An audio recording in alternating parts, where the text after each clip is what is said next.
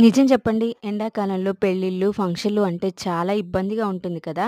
మరీ ముఖ్యంగా మన ఆడవాళ్ళకైతే ఇంకా ఇబ్బందిగా ఉంటుంది. ఎంతో కష్టపడి రెడీ అయ్యి అక్కడికి వెళ్తాం. కానీ అక్కడికి వెళ్ళిన తర్వాత చెమటలు పడుతూ ఉంటే తుడుచుకుంటూ, విసురుకుంటూ సరిపోతుంది. పెళ్లి చూడ్డానికి పెళ్లి టయానికి వెళ్దాం అనుకున్నాం. కానీ మేము వెళ్ళేసరికి పెళ్లయిపోయింది. ఇంకా అక్కడికొచ్చిన బంధువులతో చాలా సేపు బాతాకానీ పెట్టాం. ఇలాంటి పెళ్ళిళ్ళు, ఫంక్షన్స్ అప్పుడే కదండీ అందరం కలుసుకునేది. ఇంక పెళ్లయితే అయిపోయింది.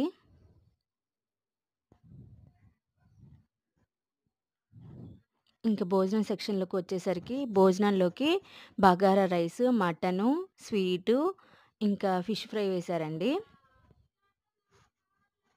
ఇంక భోజనం చేసిన తర్వాత మా పిన్ని వాళ్ళ ఇంట్లో కొంచెం సేపు రెస్ట్ తీసుకొని ఇంటికొచ్చేసాం.